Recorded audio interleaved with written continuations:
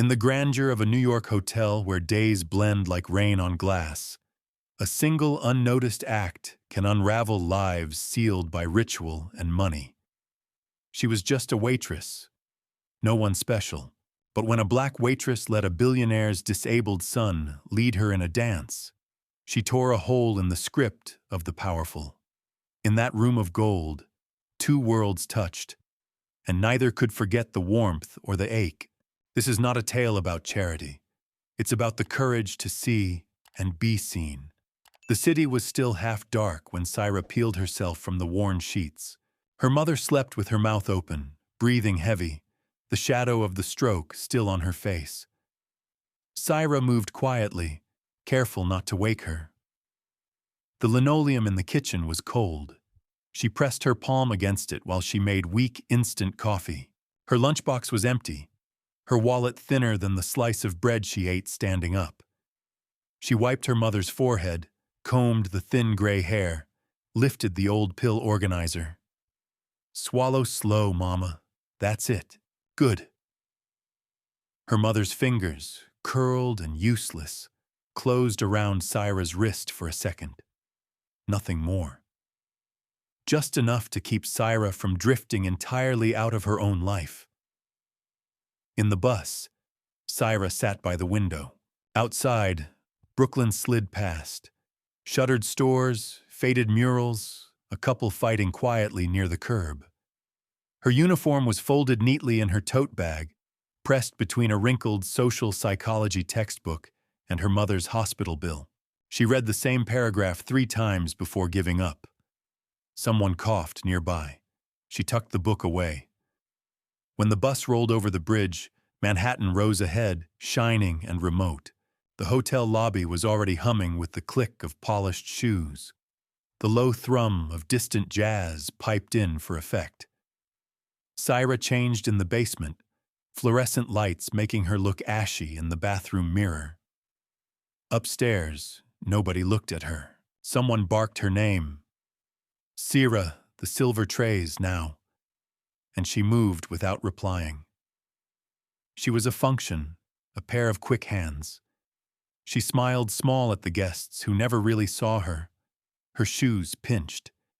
She had stopped feeling it years ago. By the time the sun crept through the stained glass above the ballroom, Syra was already setting tables for the Children's Hope Gala. Extra chairs, extra napkins. She was on backup, they said, because someone called out. Her boss didn't ask if she minded. She never did. There were whispers of importance in the air. Big donors, foundation money. So Syra ducked her head lower, stacking plates. The hierarchy in the kitchen bled out onto the floor. She caught bits of conversation, vacation plans, wine pairings, but nobody spoke to her, unless it was to correct.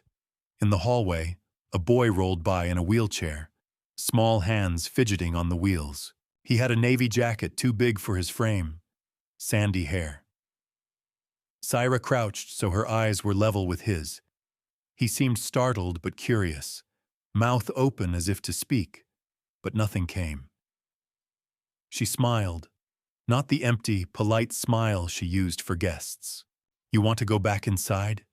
she asked softly. The boy shook his head. "Okay. How about this? If you move forward, I'll follow. You get to be the leader. What do you say?"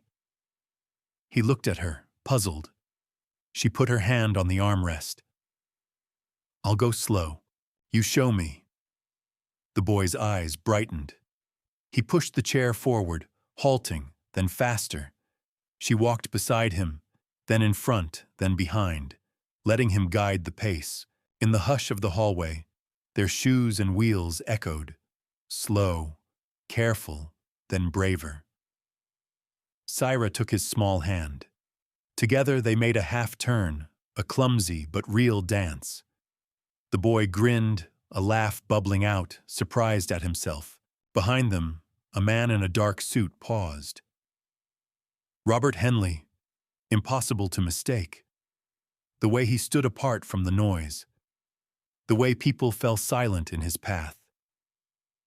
He watched, his face unreadable. The weight of his gaze pressed the air thinner. Syra straightened, let go of the boy's hand, but she did not apologize. She waited, unsure if she'd done something wrong. The boy turned to look at his father, hesitant, but his smile didn't vanish. A colleague slid by, hissing, "Do you even know who that is? Are you out of your mind?" Syra shrugged, her cheeks hot but her voice quiet. He wanted to dance. The other woman rolled her eyes. "Nobody listens to you, Syra." The night faded into gray. At the exit, Syra zipped the boy's coat, hands gentle. The billionaire stood by the door, silent, watching every movement. Syra nodded at him, the smallest of acknowledgments, then left without another word. Her heart knocked against her ribs as she stepped out into the cool, busy night. She didn't look back, but she felt his eyes still watching, trying to understand. The hotel felt different the next morning, more brittle, as if everyone knew something was about to snap. Syra's hands trembled as she tied her apron in the staff locker room. She had slept poorly, haunted by flashes of the boy's laughter and the memory of his father's eyes. Cold, measuring. At breakfast, her manager found her before she'd even stacked the first plates. "Mr. Henley wants to see you," he said. No smile, no explanation. Syra wiped her palms on her skirt and followed him upstairs, her heart thudding. The private suite was thick with quiet. Sunlight pooled on the rug. Robert Henley sat by the window, his phone face down on the table. He didn't rise when Syra entered. He didn't even look at her at first. "Sit," he said, his voice clipped. She perched on the edge of a heavy chair, unsure where to put her hands. A pause dragged out, broken only by the sound of distant traffic and the soft hum of the air conditioner. "Why did you do it?" he asked suddenly, his tone almost sharp. He was staring now, searching her face. Syra blinked, swallowed. "He wanted to try. I just let him." Another pause. She could hear her own breath in the silence. Henley frowned, drumming his fingers on the table. "You're not a therapist, not a teacher. Why did you think you should—" He trailed off, as if the question offended him. Syra tried to hold his gaze. He was smiling, that's all. He studied her, eyes narrowed. A phone buzzed somewhere. He picked it up, scrolled, then tossed it aside. "What's your last name?" "James." She spoke quietly. He nodded, as if he'd already known the answer. "Go back to work," he said. "We're done." She left the room, shoulders tense, but a strange defiance lingered in her step. Downstairs, word spread. Some whispered she was in trouble. Others, that she was being scouted for something better. In the break room, 2 colleagues watched her from the corner of their eyes. "Acting like she's special now," one muttered, loud enough for Syra to hear. "Management doesn't like people getting too close to the guests." Syra tried to ignore them, but the words clung to her, stinging. An hour later, HR called her in. The room was painted in cheerful colors, but the air was heavy. "We appreciate your dedication, Syra, but we need to remind you of professional boundaries," the woman said, reading from a paper. "This was a unique event, but we want to be clear. This isn't the kind of attention the hotel needs." Syra nodded, jaw set. She understood the code. Be invisible, blend in, don't stand out. Later that day, she saw the boy again. He was waiting near the fountain, fidgeting with the sleeves of his sweater. Syra crouched down, careful not to make a scene. He looked up and broke into a smile, launching himself forward to hug her. She froze, surprised. then returned the embrace, feeling the sharpness of his little shoulder blades. When she glanced up, Robert Henley was there, watching, this time less guarded, uncertain. He looked away quickly. That night, she found an envelope in her locker. No name, just a hotel letterhead. Inside, a short note. "There may be a position for you. My team will contact you." No signature, but it didn't need one. She stared at the paper, heart fluttering. The offer was generous. Better pay, benefits, a role with Henley's philanthropic foundation. It promised a way out, yet as she walked home, the words echoed in her mind, heavy. "There may be a position for you." At home, her mother was sitting by the window, wrapped in an old cardigan. "You're quiet," her mother said softly. Syra didn't answer right away. She showed her the note. Her mother's eyes scanned the page, then looked up, tired but clear.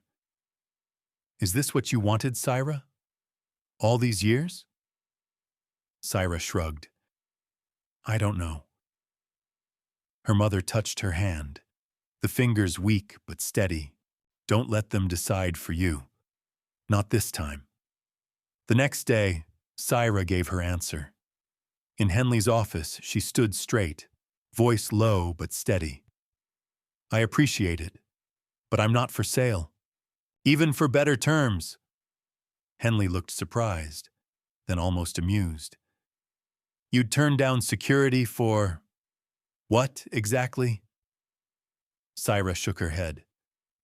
"Some things I have to keep for myself." Back on the floor, the air felt sharper. Her boss pulled her aside. Too much attention, Syra. If it keeps up, we'll have to let you go." She nodded, the threat hanging between them. Fear curled in her chest, but she did not let it show. Days later, the ripple began. A clip surfaced online. A blurry video, shot on a guest's phone, of Syra dancing with the boy. No music, just the click of wheels and her quiet encouragement. The boy was telling his story on a live stream. "She heard me, for real." The comments multiplied. The story spread, about a waitress who had simply listened. For the first time, people were looking at Syra and seeing more than her uniform. And for the first time, Robert Henley was left to wonder what, exactly, he had missed. At the gala, the ballroom shimmered under chandeliers, laughter and camera flashes bouncing off every gilded surface.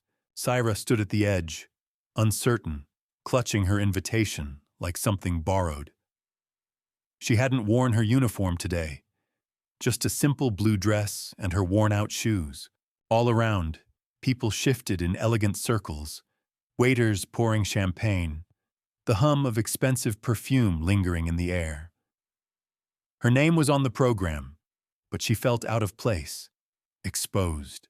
Robert Henley took the stage, his suit crisp, his voice measured as ever. "Thank you for coming," he began, eyes sweeping the room. "Tonight, we celebrate hope, but sometimes hope finds us in unexpected places." His gaze flickered toward Syra. She felt heat climb her cheeks. "Sometimes we look for leadership in the wrong places," he said quietly. "Sometimes the courage we need comes from the ones we never thought to notice." The crowd shifted, uncertain, but the applause grew. Syra watched his face. The stiffness was gone, replaced by something gentler, a vulnerability he couldn't hide. She remembered their last conversation, the silence after her words. Now he spoke of values, compassion, dignity, not as abstractions, but as debts owed. After the speech, the Foundation's board invited Syra to consult. No more aprons, no more "yes, ma'am." The title felt strange in her mouth. She shook hands with women in blazers, men with silver hair. She listened more than she spoke, still cautious. In meetings, they looked at her for answers. Sometimes she found them. Sometimes she didn't. Meanwhile, the video of her dancing with the boy spread beyond the city. She tried not to look, but everywhere she went, at the deli, on the subway, someone recognized her, nodded, smiled. She saw the clip on a neighbor's phone in the laundry room, her voice gentle. "You lead." The boy's laughter echoing. The caption read, "She acted, she didn't ask." For a while, Syra avoided the attention. Then she realized she could use it. A scholarship arrived. A grant from an unexpected sponsor. The paperwork as crisp as hotel linen. She opened her old textbook, ran her finger over her notes, and this time understood every word. On campus, she moved quietly, older than most, but more certain. She added new notes, yellow and blue tabs sticking out like feathers. It wasn't easy, but she kept showing up. That was enough. Back at the hotel, things changed in small, steady ways. A new policy appeared. Mental health days for staff, tuition aid, clearer channels to speak up. Not everything was fixed, but people noticed. Syra's old boss asked for her opinion. She gave it, politely, but without shrinking. She didn't want triumph, she just wanted fairness to stick. Months later, Robert Henley made another announcement.